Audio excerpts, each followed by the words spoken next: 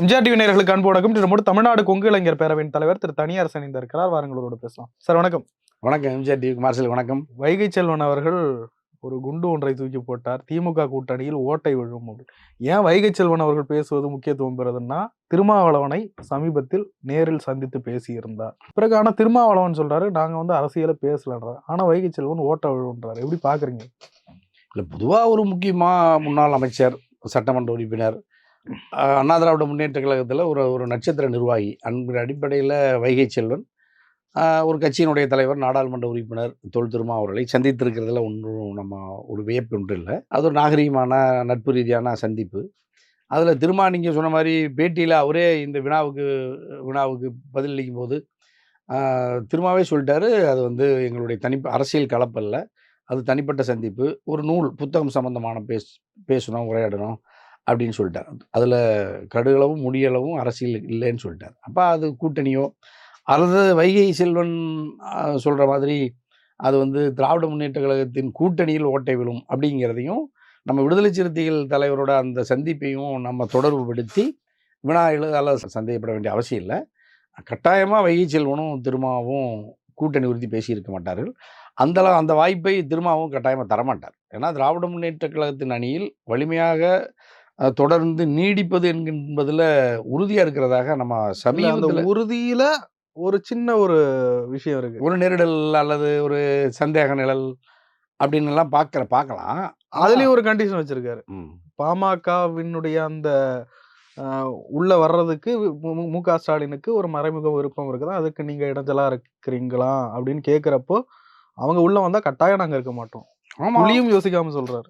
அதுல என்ன, அது இன்னைக்கு சொல்லலையே. பாட்டாளி மக்கள் கட்சியும் பாரதிய ஜனதா கட்சியும் எந்த அணியில் இருக்கிறதோ அந்த அணியில் விடுதலை சிறுத்தைகள் இருக்காதுங்கிறது அவங்களுடைய கொள்கை நிலைப்பாடு, அதிகாரப்பூர்வமான பிரகடனப்படுத்தப்பட்ட, அது உறுதிப்படுத்தப்பட்ட செய்திங்கிறதுனால, முடிவுங்கிறதுனால நம்ம அதில் அவர் கட்டாயமாக பாட்டாளி மக்கள் கட்சி திராவிட முன்னேற்ற கழகத்திற்கோடு தேர்தல் உறவு வைக்குமானால் 2026 சட்டமன்ற பொது தேர்தல் விடுதலை சிறுத்தைகள் கட்டாயமாக இருக்காது. அப்போ விடுதலை சிறுத்தைகள் அண்ணா திராவிட முன்னேற்ற கழகத்தின் அணிக்கு போகுமா? ஏன் போகாதுன்னா, அங்கே பாரதிய ஜனதா கட்சி இருக்குது. அப்போ திமுகவோடு பாமக வந்தாலும் விடுதலை சிறுத்தைகள் சேர முடியாது. பாஜக அதிமுகவோடு இருப்பதனாலும் விடுதலை சிறுத்தைகள் அதிமுக அணிக்கும் போக முடியாது. ஏன்னா இப்போ பாஜக இருக்கிற அணிக்கும் போக முடியாதுன்னு ஏற்கனவே திரும்ப சொல்லிட்டார். அவருக்கு இருக்கிற ஒரே அவருடைய வாய்ப்பு, அல்லது ஆரம்பத்தில் நம்ம ஒரு நேச்சுரல் அலையன்ஸுங்கிற மாதிரி கூட்டணியில் பங்கு அப்படிங்கிற மாதிரிலாம் இருக்கிற இன்னொரு வாய்ப்பு, இதுவரைக்கும் இல்லாத வாய்ப்பு, 2016 மக்கள் நல கூட்டணி எப்படி உருவானதோ அது மாதிரி தமிழக வெற்றி கழகம் விஜய் இருக்கிறதுனால விடுதலை சிறுத்தைகளுக்கு வெற்றிக்கான வாய்ப்பு இல்லைனாலும் ஒரு கூட்டணிக்கு ஒரு ஆறுதலான ஒரு வாய்ப்பு இருக்கு. ஆனா இதெல்லாம் ஒரு யூக கற்பனை. அந்த அளவுக்குலாம் சிறுத்தைகள் போக மாட்டாங்க. திரும்ப திமுகவும் பாமகவோட எல்லாம் அந்தபடியான உறவுலாம் அதில் நிகழும்னு தனியரசு கருதல. திராவிட முன்னேற்ற கழகத்தில் விடுதலை சிறுத்தைகள் கட்டாயமாக 26 தேர்தலை சந்திப்பார்கள். தொகுதியில் 1-2 தொகுதியில் கூடுதலாக கேட்கக்கூடும். திராவிட முன்னேற்ற கழகம் தரக்கூடும். அதுல எல்லாம் நமக்கு ஒன்றும் இல்லை. அந்த அளவில் அந்த கூட்டணி எந்த அளவுலையும் அதில் விரிசலோ, சகோதரர் வைகை செல்வன் அதிமுக சொல்வதை போல ஓட்டை விழும் என்று விடுதலை சிறுத்தைகளை தொடர்புபடுத்தி சந்தேகப்படுவதிலேயோ அர்த்தம் இல்லை, வாய்ப்பு இல்லை. நேச்சுரலா முறியுது அப்படின்றது ரெண்டாவது கேள்வி. உடைக்கப்படுமா? இல்ல, நிறைய இடங்கள்ல பல மாநிலங்கள்ல உடைக்கப்பட்டிருக்கு கூட்டணி. இல்ல, திராவிட முன்னேற்ற கழகத்தினுடைய அணியை பாரதிய ஜனதா கட்சி தலையிட்டு அல்லது உளவு பிரிவு மூலமாகவோ அல்லது வேறு வகையான அச்சுறுத்தலின் மூலமாக உடைக்கப்படுகிற பலகீனமான இடத்துல திராவிட முன்னேற்ற கழகத்தினுடைய கூட்டணியில் இருக்கிற எந்த கட்சியும் இல்லை. ஏன்னா அவங்களாம் சித்தாந்த ரீதியாக, கொள்கை ரீதியாக மறுமலர்ச்சி திராவிட முன்னேற்ற கழகமோ, கம்யூனிஸ்டுகளில் வலது இடதோ, விடுதலை சிறுத்தைகளோ, காங்கிரஸ் கட்சியோ, திராவிட முன்னேற்ற கழகமோ எந்த பெரிய நெருக்கடியும் இல்லை அவங்களுக்கு. அப்போ அவங்க எந்த அளவுலையும் அவங்க இப்போ நம்ம தமிழக வாழ்வுரிமை கட்சி சகோதரர் தலைவர் வேல்முருகனும் அவங்களாம் அதில் இப்போ நம்ம அவங்கள எந்த முரண்பட்டு ஆளுகிற கட்சியோடு திமுகவோடு அவங்களுக்கு நெருக்கடியோ அல்லது முரண்பாடோ இருக்கிற மாதிரி தெரியாது. அப்போ அந்த கூட்டணி இப்போ வலிமையாக இந்த தேர்தலை கட்டாயமாக சந்திப்பாங்க. அதில் வைகை செல்வன் சொல்ல மாதிரி கட்டாயமாக ஓட்டை விழுவதற்கோ சந்தேகப்படுவதற்கோ எதுவும் இல்லை. பாஜகவால் உடைப்பதற்கு முயற்சிப்பா அப்படிங்கிறது கேள்வி. பாஜகவால் ஊடுருவி திராவிட முன்னேற்ற கழகத்தின் கூட்டணியில் இருக்கிற கட்சிகளை உடைப்பதற்கு அல்லது அந்த கூட்டணியை உடைப்பதற்கு அவர் முடியுமான்னா கட்டாயமாக பாஜகவின் அந்த முயற்சி திராவிட முன்னேற்ற கழகத்தில் இருக்கிற கூட்டணி இருக்கிற கட்சிகளை உடைக்க முடியாது. ஆகவே அந்த கூட்டணியும் உடைபடாது. அது உறுதிப்படுத்தப்பட்ட ஒன்று. கிளைமேக்ஸ் கடைசி நேரத்தில் ஒரு பெரிய சேதம் ஏதாவது ஏற்படுவதற்கு நீங்கள் சொன்ன மாதிரி பாஜக எல்லா முயற்சியும் கட்டாயமா செய்வாங்க. அது திமுக அல்லது திமுக கட்சிகளுக்கு கூட்டணியில் இருக்கிற கட்சிகளுக்கே தெரியாம கூட சில வேலைகள, சில நெருக்கடிகளையும், முரண்பாடுகளையும் உருவாக்கக்கூடும். அந்த முரண்ல ஏதாவது ஒரு கடைசி நேரத்தில சிதறல் ஏற்பட்டு, அண்ணா திராவிட முன்னேற்றக் கழகம், பாஜக உறவே நீடிக்குமாங்கிறதுலயும் ஒரு சிக்கல் இருக்கும். அதுல எல்லாம் பாஜகவே அந்த வேலை செய்வாங்க. இப்ப அதிமுக, பாஜக உறவு நீடிக்க வேண்டும் என்றும் கூட பாஜக விரும்பாது. ஒரு கட்டத்தில விஜய், அதிமுக, அப்ப விடுதலை சிறுத்தைகள், அது திமுகவுல ஏதாவது ஒரு அலைன்ஸ் மாறி, அலைன்மென்ட் மாறு ஒரு மாறுதல் நடக்கும்போது பாஜக வெளிய வந்து கூட இந்த அணிய ஸ்ட்ரெங்தன் பண்ணுவாங்க. ஒரு வகையில அது அவங்க வந்து பாஜக திராவிட முன்னேற்ற கழகத்த ஆட்சியிலிருந்து அகற்ற வேண்டும் என்பதை தவிர, பாஜகவுக்கு இதுல பெரிய விருப்பமெல்லாம் ஒண்ணும் இருக்காது. அவங்க ஒரே குறிக்கோள் திமுகவை வீழ்த்துவது. பாஜகவின் கருவியாக தமிழக வெற்றிக் கழகம் விஜய், ஒரே குறிக்கோள், இலக்கு திமுகவை அகற்றுவது. அண்ணா திராவிட முன்னேற்ற கழகம் திமுகவின் ஆட்சியை அகற்றுவது, திமுகவை தோற்கடிப்பது. அப்ப இவங்க எல்லாருடைய நோக்கமும் ஒண்ணுதான். அது எந்த அடிப்படையில் இந்த கூட்டணியை வலிமைப்படுத்துவதற்கு, திமுகவின் ஆட்சியை வெளியேற்றுவதற்கு, திமுகவை தோற்கடிப்பதற்கு எது சாத்தியமோ அத்தனையையும் சாத்தியப்படுத்துவதற்கு பாஜக திரைமறைவிலிருந்து முயற்சிக்கும். நேரடியாகவும், மறைமுகமாகவும் முயற்சிக்கும். ஆகவே திராவிட முன்னேற்றக் கழகம் 2021ல் இலகுவாக வெற்றி பெற்றதைப் போல, 2026 சட்டமன்ற பொதுத் தேர்தலில் அவ்வளவு இலகுவாக வெற்றி பெறுவதற்கு பாஜக விரும்பாது. பாஜக அவ்வளவு இலகுவாக வெற்றி பெறுவதற்கான சூழலை உருவாக்காது. கடுமையான நெருக்கடிகளை தருவாங்க.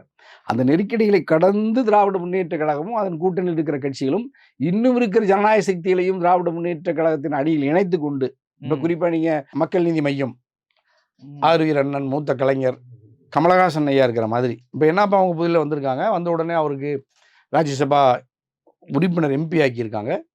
அவங்களும் இப்ப திமுகவுக்கு ஆதரவா தான் வாய்ஸ் பண்ண போறாங்க. அப்ப திமுக அணி வலிமை பெறுகிறது தான். இப்ப நீங்க கூட திமுக அணி ஓட்டை விழும்னு வைகை செல்வனோடு தொடர்படுத்தியும் பாஜக உடைக்க முயற்சிக்குமானா, ஆனா அது உடைபடுவதற்கு மாறாக அது வலிமை பெறுகிறது. ஸ்ட்ரென்தன் ஆகுது. அப்ப நீ இன்னும் கூட இதுல என்ன காரணம்? இப்போ கூட்டணியில இருக்காங்க. இந்த தேர்தல் சமயத்துலலாம் இது மாரி ஏதாவது பேசி பிகு பண்ணுவாங்க. நாங்க உங்க கூட்டணியில இருக்க மாட்டோம். ஏன்னா ஆல்டர்னேட் ஒரு ஆப்ஷன் வச்சிருக்கோம் அப்படின்னு சொல்லுவாங்க. ஆனா ஏன் எடப்பாடி பழனிசாமிய நம்பி யாருமே அந்த கருத்த சொல்ல மாட்றாங்க? அப்படி ஒரு ஆட்டிட்யூட் இல்ல அது என்ன நம்ம ஒரு தோற்றம் இங்க உருவாயிருக்குன்னா, அதாவது எடப்பாடி அண்ணா திராவிட முன்னேற்ற கழகத்தில் முடிவெடுக்கிற அதிகாரத்தில் இல்ல. எடப்பாடியையும் அண்ணா திராவிட முன்னேற்ற கழகம் பாரதிய ஜனதா கட்டுப்படுத்துகிறது. தோற்றமா உண்மையா அது? உண்மைதான் அது. அப்ப நீங்க பாரதிய ஜனதா கட்சியின் கட்டுப்பாட்டில் இயங்குகிற அதிமுக, அந்த இயக்கத்துக்கு தலைமையேற்று இருக்கிற ஐயா எடப்பாடி, அந்த இயக்கத்தில் கூட்டணியில் சேர்வதை விட அதிமுகவையே இயக்குகிற பாஜகவோடு நேரடி தொடர்பு வைத்துக் கொள்வதில் தான் நீங்க இப்ப அதிமுக கட்சியில் இருக்கிற பல பேர் பேசுறத பார்க்கிறோம். குறிப்பா பாட்டாளி மக்கள் கட்சி, தேமுதிக, சின்ன சின்ன சமுதாய இயக்கங்கள் கூட, புதிய தமிழகம் கட்சி, எங்க தமிழக மக்கள் கழகம் அல்லது கட்சின்னு வச்சுட்டு அண்ணன் ஜேபி, ஜான் பாண்டியன், தமிழக புதிய நீதி கட்சி, ஜனநாயக கட்சி பாரிவேந்தர் ஐயா, இப்ப இவங்கெல்லாம் பல பேர் பாஜகவோடு நேரடி தொடர்புல இருக்காங்க.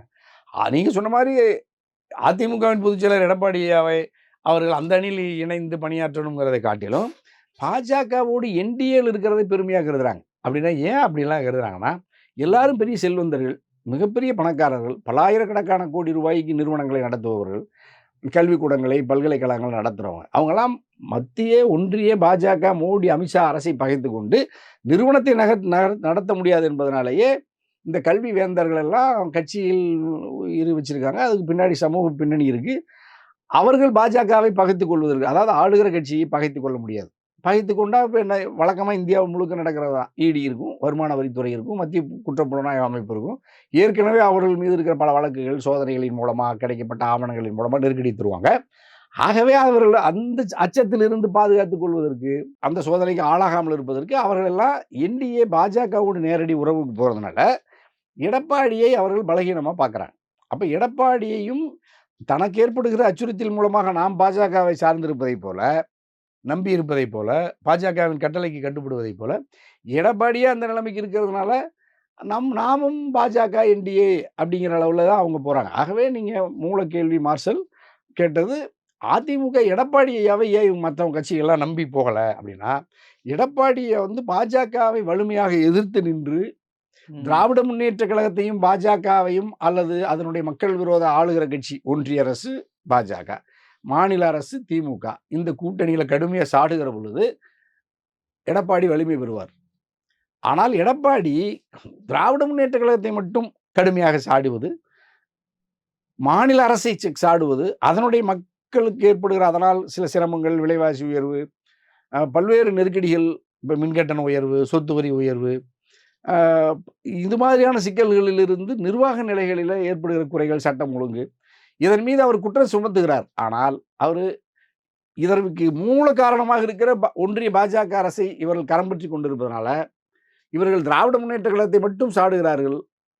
இன்னும் கூடுதலான ஆபத்தை நாட்டுக்கு விளைவிக்கக்கூடிய பாஜக குறித்து எடப்பாடியால, அதிமுகவால எதிர்த்து பேச முடியாத நிலை இருக்கிறதுனால, தமிழ்நாட்டு மக்கள் இயல்பாகவே பாஜகவினுடைய அரசின் மீது கொண்டிருக்கிற வெறுப்பு அல்லது அது ஒரு மதம் சார்ந்த ஒரு பெரும்பான்மை, ஒரு சர்வாதிகார போக்கோடு ஜனநாயகத்தை இந்தியாவில் பலகீனப்படுத்திவிட்டு ஒரு மதம் சார்ந்த ஒரு மத நாடாக, ஜனநாயகத்தை ஒழித்துவிட்டு சர்வாதிகார ஒரு மதம் சார்ந்த நாடாக, ஒரு பிற்போக்கு நாடாக இந்தியாவை அது படிப்படியாக அது உருமாற்றி வருகிறத நம்ம அச்சத்தோட பார்க்குறாங்க.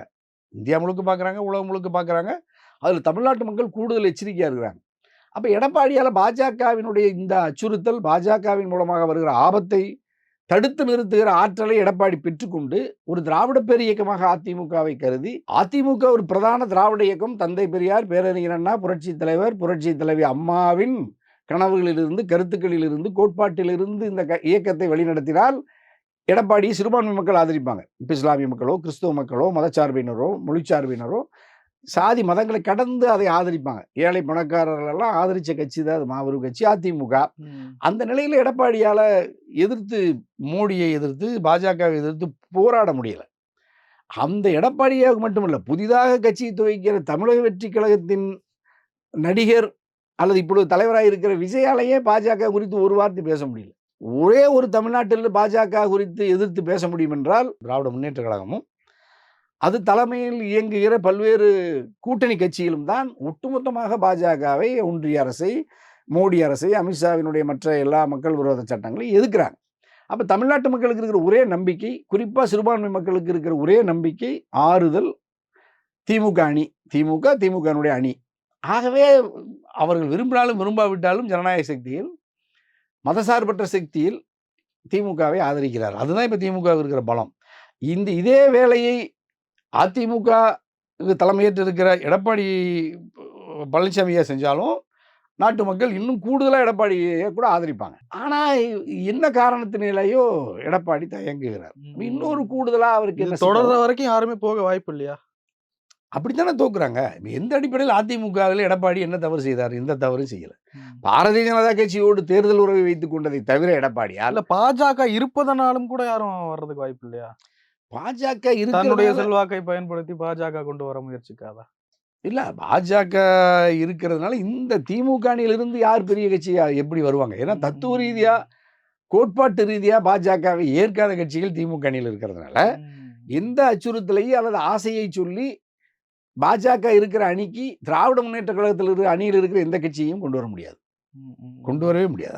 அந்த கட்சிகள் இல்லாம வெற்றிக்கு வாய்ப்பு இருக்கா? இல்ல அந்த கட்சிகள் இல்லாமையே வெற்றிக்கு தமிழக வெற்றி கழகத்தை அதனாலதான் அவங்க தொடர்ந்து பாஜக, பாட்டாளி மக்கள் கட்சி, தேசிய முற்போக்கு திராவிடர் கழகம், தமிழக வெற்றி கழகத்தையும் விஜயையுமே கிட்டத்தட்ட அவர்கள் அழைக்கணும்னு சொல்றாங்க. அப்ப அதுக்கு தான் அவர்கள் ஒரு மறைமுகமாக ஒன்ன சொல்லிக்கிட்டே வர்றாங்க. 2026 தமிழ்நாட்டில் கூட்டணி ஆட்சி, அதிமுக தலைமையா இருக்கும், எடப்பாடியார் முதலமைச்சர், கூட்டணி ஆட்சின்னு சொல்வதற்கு காரணம் விஜயையும் இந்த இந்த களத்துக்குள்ள கொண்டு வருவதற்கு தான். ஆகவே அது கடைசி நேரத்தில் விஜய், அதிமுக, தேமுதிக, பாமக ஒரு வலிமையான கூட்டணியா வருமாயானால், திராவிட முன்னேற்ற கழகத்தில் இந்த அணியால அந்த அணியை எதிர்கொண்டு வெற்றி பெற்று தனித்து ஆட்சி அமைப்பது என்பது ஒரு நெருக்கடி, மிகப்பெரிய சவால். அந்த அளவுக்கு தமிழ்நாட்டு மக்கள் பக்குவப்பட்டு பாரிய அளவில் மதவாத சக்தியில் அல்லது அதனுடைய தலைமையில் இயங்குகிற என்டிஏ அணியை தோற்கடிக்க வேண்டும் என்று தமிழ்நாட்டில் இருக்கிற ஒட்டுமொத்த மக்களும் பெரிய அளவில் திமுகவை இத்தனை ஆண்டு காலம் அந்த அணியை வெற்றி பெற செய்ததை போல 2026 வெற்றி பெற செய்வார்லன்னா சந்தேகம்தான். அந்த நெருக்கடியை அந்த திராவிட முன்னேற்ற கழகமும் அதனுடைய கட்சி, அதனுடைய கூட்டணி கட்சிகளும் 2026 சந்திக்கக்கூடும். ஒருவேளை தமிழக வெற்றி கழகம் தனித்தே இயங்கி தனித்தே தேர்தலை சந்திக்குமானால், அல்லது அது இன்னும் ஒரு சில 2 அணியிலும் வாய்ப்பில்லாத சமூக இயக்கங்கள் பல பேர் தமிழக வெற்றி கழகத்தை போகலாம். இப்ப நீங்க ஏற்கனவே என்னுடைய நண்பர் முஸ்தபாலாம் இருக்காங்க. அவங்கலாம் ஏற்கனவே டிடிவி ஐயா ஆதரிச்சவங்க. அம்மா மக்கள் முன்னேற்ற கழகத்துல இணைஞ்சிருந்தவங்க தான். அப்படி இருக்கிறவங்கலாம் ஒரு கட்டத்துல தமிழக வெற்றி கழகத்தை இப்படி சமூக இயக்கங்கள் இந்த மாதிரி இயக்கங்கள் 1, 2 விஜய் ஆதரிக்கலாம்.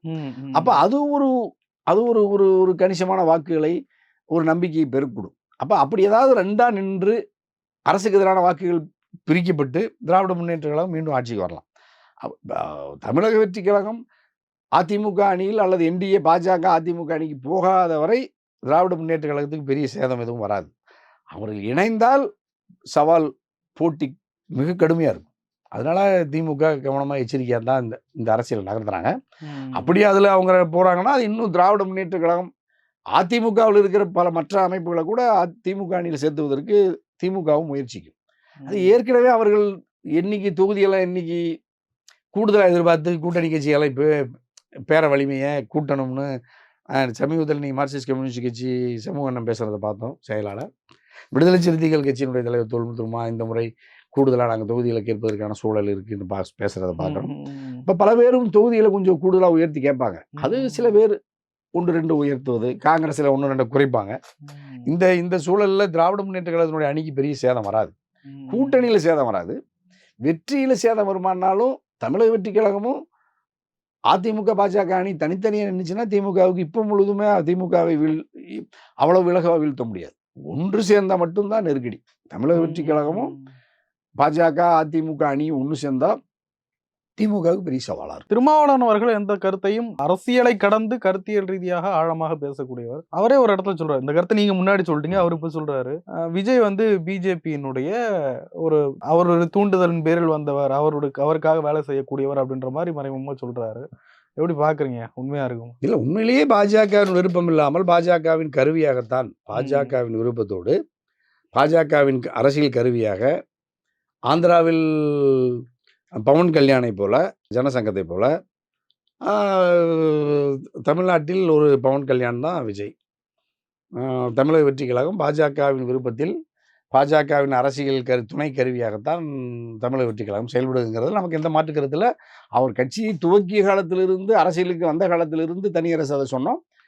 இப்பொழுதும் அதில் கூடுதலாக உண்மையை ஆய்வு செய்யாமல் விடுதலை சிறுத்தைகளின் தலைவர், நாடாளுமன்ற உறுப்பினர் தொல் திருமா அந்த செய்தியை சொல்ல மாட்டார். அப்போ நீண்ட காலமாக தனியரசு சொல்லி வந்ததை விடுதலை சிறுத்தைகளின் தலைவர் தொல் திருமாவும் அதை உறுதிப்படுத்தி அந்த சந்தேக நிழலை உறுதிப்படுத்தியிருக்கார். ஆகவே அதில் பெருமளவு உண்மை இருக்குங்கிறத தான் நம்ம பார்க்குறோம். ஏன்னா அவர் திமுகவை குற்றம் சாட்டுவதை போல, விமர்சிப்பதை போல, தமிழ்நாட்டு மக்களுக்கு அரணாக இருப்பேன்கிற மிகப்பெரிய வீரவசனம் பேசுகிற தமிழக வெற்றி கழகத்தின் தலைவர் விஜய் பாஜக குறித்து, மோடி குறித்து, அமித்ஷா குறித்து வாய் திறக்க மறுக்கிறார். அல்லது அந்த போராட்டத்தை நீங்கள் இஸ்லாமிய சமூகத்தோடு உறவு இருப்பதை போல காட்டிக்கொள்ள விரும்புகிற விஜய் வகுப்பு திருத்த சட்டத்து குறித்து ஒரு போராட்டத்தை கூட அறிவித்து பெரிய அளவில் போராட்டத்தை மத்திய அரசு அலுவலகங்களுக்கு முன்னாடி ஒரு போராட்டத்தை கூட விஜய் நடத்தலை. ஆகவே விஜய் பாஜக கொள்கை எதிரின்னு விஜய் பெயரளவில் சொல்லுகிறார். கொள்கை எதிரின்னு என்ன கொள்கை பாஜகவுக்குன்னு விஜய்க்கு தெரியாது. இவருக்கு என்ன கொள்கைன்னு விஜய்க்கு தெரியல. அப்ப விஜய் இன்னும் ஒரு முழுமையான ஒரு கருத்தியல் அடிப்படையில், கோட்பாட்டு அடிப்படையில் தன்னை ஒரு அரசியலாளராக அவர் தன்னை தகவமைத்து கொண்டு அதை உள்வாங்கி கொண்டு அதை பிரகடனப்படுத்தவோ அல்லது அதை செயல்படுத்துகிற ஆற்றலோடு விருப்பத்தோடு களத்துக்கு வருகிறாரான்னா அதுவும் பெரிய கேள்விக்குறியா இருக்கு.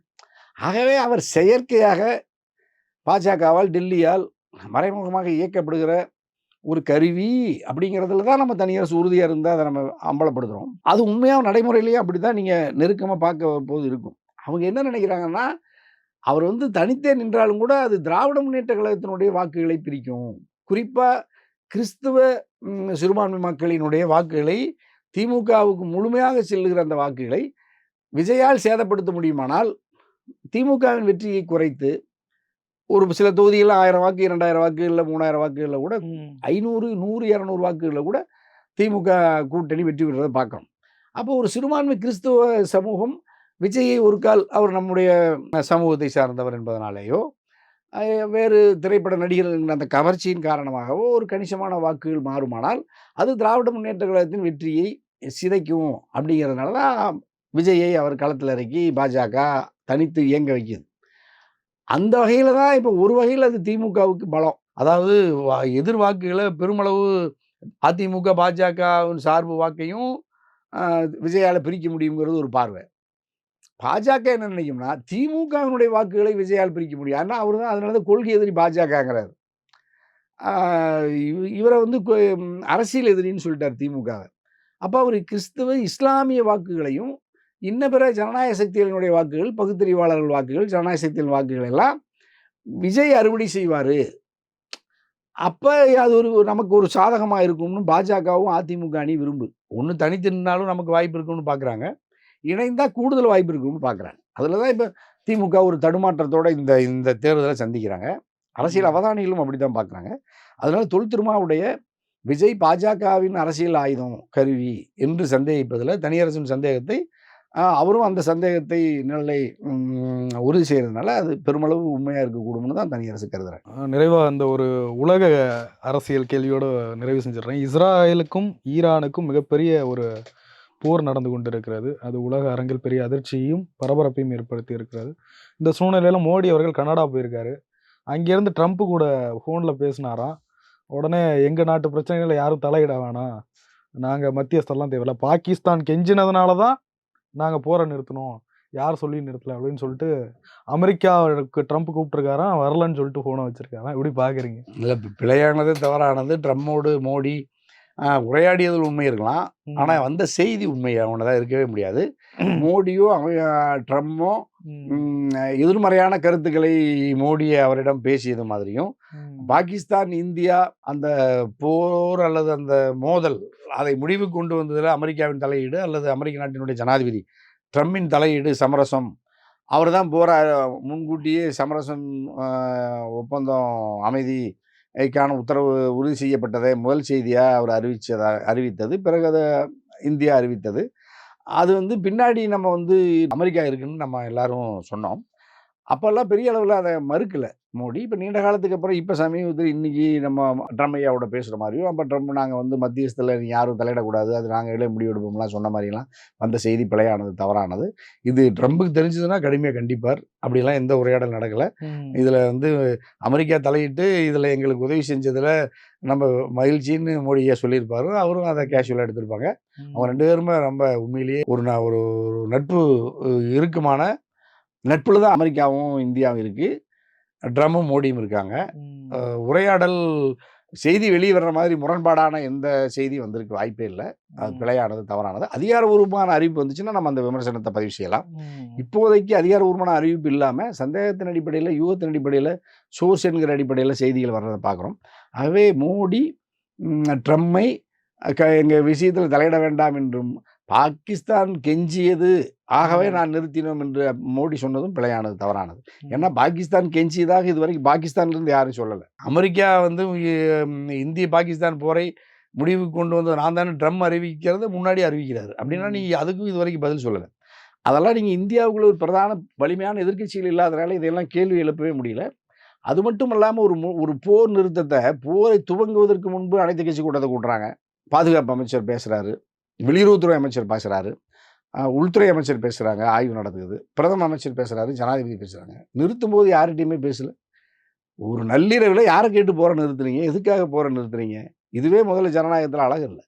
அது மட்டும் இல்ல ராணுவ அதிகாரி தான் நிறுத்துறாரு. அதாவது இப்ப மோடி சொல்ற மாதிரியே நீங்க பாகிஸ்தான்ல இருந்து ஒரு ராணுவ அதிகாரி பேசுவதாகவும், இந்திய ராணுவ அதிகாரிகிட்ட தொடர்பு எடுத்து பேசின மாதிரியும், என்ன பேசுனாங்கன்னு இதுவரைக்கும் தெரியாது. ஏன் போர நிறுத்துனாங்கன்னு யாருக்கும் தெரியாது. அப்ப 26 பேர்த்த சுட்டு கொன்னுட்டு நாங்க பயங்கரவாதிகளை எல்லாம் தாக்கி அழிக்கிறோம். மிகப்பெரிய வல்லமை படைத்த வல்லரசு, இரும்பு மனிதர் நம்ம மோடின்னு சொல்றாங்க. ஆனா அமித்ஷான்னு சொல்றாங்க. இந்த போர்ல சத்தம் இல்லாம 3 நாள்ல எந்த என்ன நடந்துச்சுன்னே தெரியல. இங்க என்ன இழப்பு நடந்துச்சுன்னு தெரியாது. பாகிஸ்தான்ல என்ன இழப்புன்னு 2 நாடுக்கு 2 நாடுன்னு சொல்லல. உலகத்துல இருக்கிற யாருக்கும் தெரியாது. ம். உலகத்திலேயே ரகசியமா ஒரு போர் நடந்து, ரகசியமா அது முடிவுக்கு வந்ததும் உலகத்துல நான் இந்த போர தான் பார்க்கிறேன். இப்ப நீ இஸ்ரேல் நம்ம பார்க்குறோம், ஈரான பார்க்குறோம். அது உலகத்துல போர் நடக்குது. வெளிப்படையா நடக்குது. சேதத்த காட்டுறாங்க. யாரெல்லாம் அதில இறந்தாங்க, ராணுவ துணை தளபதியெல்லாம் இறந்ததெல்லாம் சொல்றாங்க, காட்டுறாங்க. நாடு விவாதிக்குது, உலகம் விவாதிக்குது.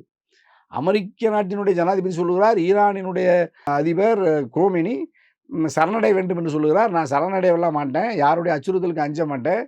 தொடர்ந்து இந்த நீடிக்குமானால் இந்த போர் நாங்கள் வந்து அமெரிக்காவையோ பிரிட்டனையோ அல்லது எந்த ஐரோப்பியத்தையும் எந்த நாட்டையும் எதிர்க்கிற வல்லமை எங்களுக்கு இருக்குது, போர் தொடர்ந்து நீடிக்கும்னு கோமெனி சொல்கிறார், ஈரான் அதிபர் சொல்கிறார். அப்போ நீங்கள் இஸ்ரேல் இப்போ நெதன்யா கூட இன்றைக்கி ட்ரம்ப் பேசுகிறத பார்க்குறோம். ஆனால் இது நல்லதில்லை. ஒரு நவீன சமூகம் இது மாதிரி நவீன கருவிகளை ஏவி பொருளாதார இழப்புகளை, அது மக்களுக்கு மனிதனுக்கு பயன்படுகிற எரிவாயு கிணறுகளின் மீது மக்கள் மேலே போடலை. இப்போ ஈரானுடைய எரிவாயு உற்பத்தி கிணறுகளின் மீது இஸ்ரேல் ஏவுகணை தாக்குதல் நடத்தி பற்றி எரியுது. இயற்கை வளம் மனிதர்களுக்கு பயன்படாமல் மனித குலத்துக்கு எதிராக இது மாதிரி மோதல்களை போக்கை அறிவியலில் முன்னேறிய நாடுகளே பயன்படுத்தி மனித குலத்தையும் அதனுடைய இயற்கை வளங்களையும் அழிப்பது என்பதே மிகப்பெரிய கடுமையான கண்டனத்துக்குரியது. ஆகவே இதை வந்து உடனடியாக முடிவுக்கு கொண்டு வரணும். ஐக்கிய நாடுகள் சபை இதில் கவனம் செலுத்தணும். இதில் இந்தியா மௌனமாக கிடக்கு. இதில் இந்தியா ஒன்றும் நீங்கள் ஈரான் பக்கம் இல்லைங்க, இல்லைன்னா இஸ்ரேல் பக்கம் இல்லைங்க, இல்லை 2 பேர்த்தையும் மத்தியஸ்தம் பண்ணுங்க. ஏன் இந்தியா இதில் தலையிடவே இல்லை? இந்தியாவுக்கு அந்த வாய்ப்பு இருக்குது. ஆசியாவில் தானே இருக்கிறோம். நம்ம ஆசியாவிலேயே மிகப்பெரிய ஜனநாயக நாடு. இப்போ இதே நீங்கள் அண்ணன் இந்திராவோ இதே நம்ம நேரையாவோ இருந்திருந்தால் அதில் தலையிட்டிருப்பாங்க, பேசியிருப்பாங்க. உலகத்தில் இந்த மாதிரி போர் நடக்குது, எந்த நாடுமே இதில் கவலைப்படவோ இதில் மத்தியஸ்துக்கு முயற்சிக்கவே இல்லை. அப்போ அதுவும் ஒரு 1500 மைல்களுக்கு அப்பால் இருக்கிற ஒரு ஈரான், ஒரு குட்டி நாடு, ஒரு 50 லட்சம் மக்கள் தொகை இருக்கிற அல்லது அதிகபட்சம் ஒரு 1 கோடி பேர்த்துக்குள்ளே இருக்கிற ஒரு இஸ்ரேல், கிட்டத்தட்ட ஒரு ஒரு ஒரு ஒரு ஒரு ஈரான் அவ்வளோ ஒரு பெரிய பாரசீக பேரரசாக இருந்த ஒரு ஒரு ஒரு நாடு, ஒரு பெரிய பாரம்பரியம், அதுக்கான ஒரு ஒரு ஒரு ஒரு ஒரு கலாச்சாரம், பண்பாடு, மிகப்பெரிய நாகரீகத்தின் தொட்டிலாக இருந்த ஒரு ஒரு வலிமையான தேசம் ஈரான். அப்படிப்பட்ட நாட்டின் மீது இப்படி கடுமையான ஒரு மோதல் போக்கு நீடிக்கிறது பிழையானது, தவறானது, கண்டிக்கத்தக்கது. அது ஏற்கனவே நீங்கள் காசா பகுதியை ஹமாஸ் அழிக்கிறேன்னு சொல்லிட்டு நீங்கள் கடுமையாக தாக்குதலாம் நடத்துகிறாங்க. இப்போ நீங்கள் லெபனான் மேலே பண்ணாங்க, சிரியா மேலே தாக்குதல் நடத்துனாங்க, இப்போ மறுபடியும் பாலஸ்தீனத்து மேலே பண்ணாங்க, காசா பகுதியை பண்ணாங்க. 52,000 பேர் குழந்தைகளையும் பெண்களையெல்லாம் இஸ்ரேல் இரக்கம் இல்லாமல் கொள்றதை பார்க்குறோம். இதையெல்லாம் கண்டிக்கிறதுக்கு, தடுக்கிறதுக்கு உலகத்தில் எந்த நாடு முன்வரவே இல்லை. எந்த நாட்டின் மீதும் படையெடுக்கலாம். வலிமையானவன் பலகீனமானவங்களை அச்சுறுத்த முடியும், சரணடைய முடியும், கொல்ல முடியும்னா நாடுகள் எதுக்கு இருக்குது, அரசாங்கம் எதுக்கு இருக்குது, இந்த ஒழுங்கு அரசு, அதாவது நாடுகளுக்கான ஐக்கிய நாடுகள் சபைன்னு ஒன்று இருக்கிறதானே தெரியலை. ஆகவே இதிலெல்லாம் நம்ம ஒரு பெரிய நாடாக இருக்கிற இந்தியா தலையிட்டு ஒழுங்குபடுத்த வேண்டிய பொறுப்பு இந்தியாவுக்கு இருக்கிறது. ஆகவே ஜனநாயகத்தையும் அமைதியும் விரும்புகிற இந்திய தேசத்தின் 140 கோடி மக்களை பிரதிநிதித்துவப்படுத்துகிற உலகத்தின் மிகப்பெரிய ஜனநாயக நாடாக இருக்கிற இந்தியா, அதற்கு இப்பொழுது பிரதமராக இருக்கிற மோடி, பல நாடுகளின் தலைவர்களோடு சுற்றுப்பயணத்தில் இருக்கிற மோடி, ஈரான் இஸ்ரேல் போரை உடனடியாக நிறுத்துறதுக்கு முயற்சி எடுக்கணும். இதுதான் இந்தியாவினுடைய மக்களினுடைய கோரிக்கையாகவும் தனியரசும் நம்ம பதிவு செய்கிறோம். எந்த நாடும் போரில் வென்று மக்களுக்கு எந்த நன்மையும் செய்ய முடியாது. பேச்சுவார்த்தையின் மூலமாக அமைதி தீர்வுக்கு வருவது தான் மனித குலத்துக்கு ஏற்புடையதுங்கிறதுனால, இந்தியா ஒரு ஜனநாயக நாடு என்பதனால இது மாதிரியான மோதல் போக்கையும் இயற்கை வளங்களை எரிப்பது, சூறையாடுவது என்பது அதுவும் ஒரு வகையான அரச பயங்கரவாதம் தான். அது 2 நாடுகளுக்குள்ள மோதல்னா நிலத்தினுடைய இயற்கை எரிவாயுவை 2 நாடுகளுமே தன்னுடைய போரின் மூலமா இயற்கை வளங்களை சூறையாடுவது, அழிப்பது, அது யாருக்கும் அந்த உரிமை இல்லை. அப்படி அந்த பார்வையிலேயாவது உலகம் அதை தடுத்து நிறுத்தணும்னு நம்ம தொடர்ந்து வலியுறுத்துறோம். அதில் நம்ம எம்ஜிஆர் டிவி கட்டாயமாக நம்முடைய நேயர்கள் வழியாக உலக அரசியல் தலைவர்களுக்கு, நாட்டினுடைய பிரதம அமைச்சருக்கும் தனியரசு ஒரு கோரிக்கை வைக்க. நிறைய விஷயங்களை பயன்படுத்தி. நன்றி சார். மிக்க மகிழ்ச்சி. நன்றி. வணக்கம்.